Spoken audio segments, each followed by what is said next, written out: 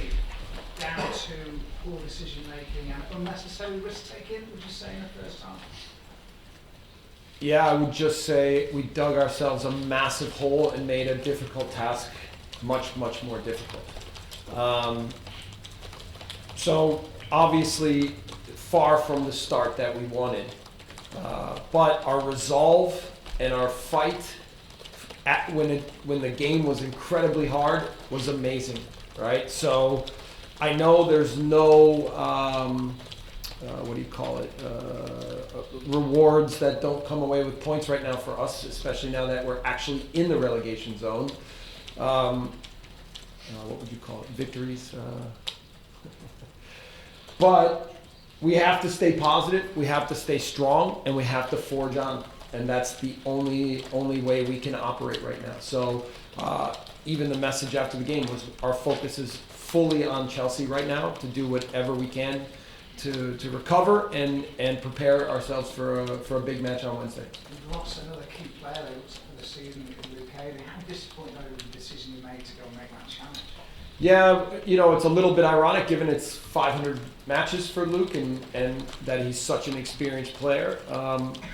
Just a moment of poor judgment from him, but he's been an incredible part of what we've accomplished here so far since I've been here, and I'm disappointed for him and the team, but whatever, that's the situation, we have to accept it, and we just have to move forward.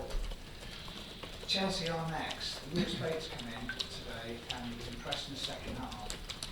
Has he given you a decision to think, maybe he's a man that can do something for you on Wednesday night? Well, I knew that even going into the match. He's been training really well. He's played really well with the 23s. And, I have no doubts that if we need Lewis at some point here in the next 3 matches, that he'll be ready to play and that he'll perform like he did this afternoon. So as soon as I saw that Clicky had a yellow and we didn't need a lost player in the process, then I was 100% ready to put Lewis on the pitch and not surprised at all with his performance. Just last one from me then, Jesse. So what is it? Are you disappointed with your players today, or if you had to swallow that a bit and get more positive with them? The reality is it doesn't matter. Obviously, we did ourselves a big disservice by the start we had. A young goalkeeper can make mistakes sometimes, and often it's how he responds. And I thought the rest of the match he was quite good, and we're going to need him in the next 3 matches.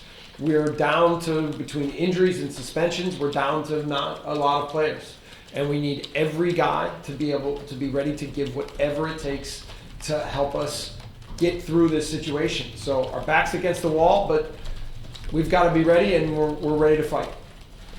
Greg, what do you do then with the right back situation that also allows you to have Rafinha where you can actually hurt teams? Good question. I mean, we'll evaluate exactly what we need to do in the next 3 days, over the next 3 matches. It does present us with a dilemma. We have Jamie Shackleton to play this position. We have also, we can play Rafinha. We can try a center back and outside fullback position. So we have some options, but we've got to figure out what's the best scenario to get us through the next 3 matches. You've obviously seen art and character and whatnot since you came in. Where's the quality coming from to get you the points you need? Yeah, I mean, I had the question this week about a striker. We tried it with Joffy today, and we didn't get enough out of that. Part of it was the overall performance, but part of it was just Joffy being a little bit sharper on the day. We've got to find a way to defend better, to be better with the ball, to create more chances. We finally get a set piece goal, so that's a positive moving forward. Listen, that's our situation right now, and right now it's a lot more about being pragmatic than it is about being pretty. And so the fight and the determination we saw in the second half is what we have to encapsulate to find a way to get some results in these next 3 matches. You say you're disappointed for your captain, but this is a time for leadership. Aren't you a little bit disappointed in him that with all his experience he isn't showing that leadership? Listen, I just wonder what he said to the players. Yeah, he apologized, but it's not the time to point fingers. If we start playing the blame game with our team, we're screwed.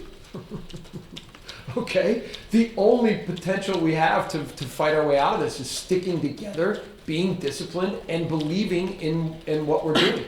So that's, we have to, again, continue to push ourselves to defend better and attack better and in all phases of the game to be better, but we've got to do whatever it takes right now to stick together and fight for points. And what's his role, sorry, just to follow up on that, Yeah. what's his role for the rest of the season?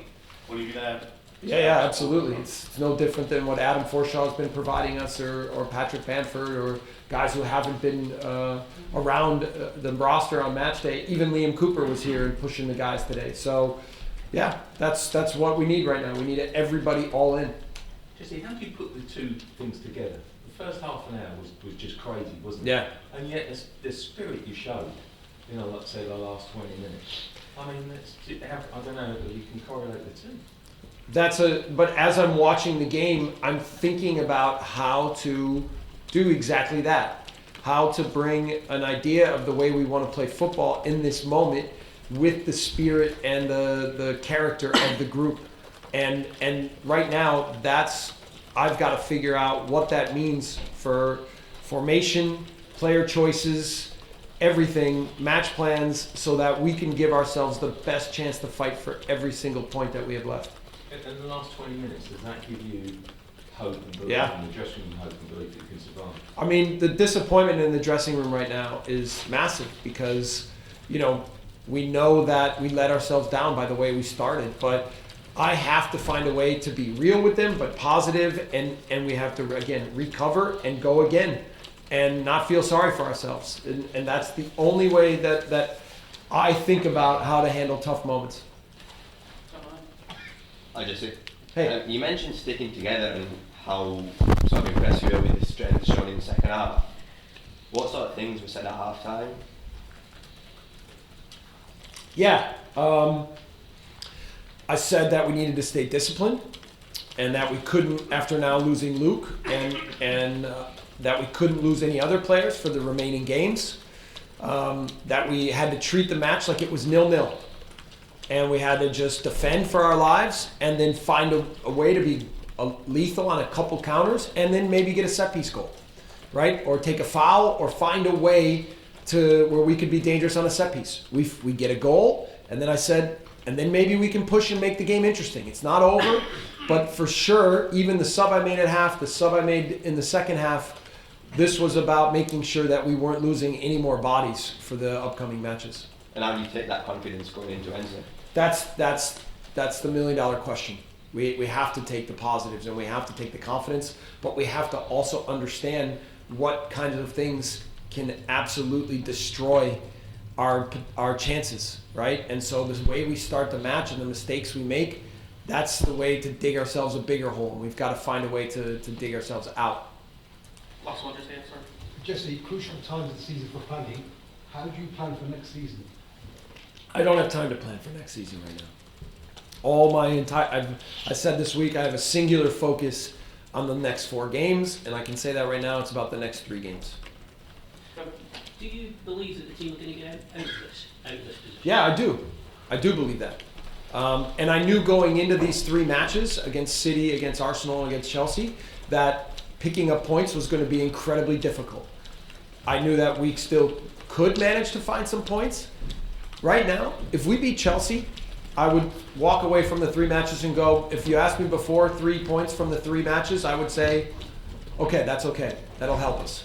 So right now, obviously, we failed the first 2 tests, and we have another massive test Wednesday night against a team that has a little bit more rest than us, and we've just got to turn around, find a way to stay strong, put a group on the pitch that's going to do whatever it takes, like they did in the second half, and find a way to get our points. That's the only focus right now.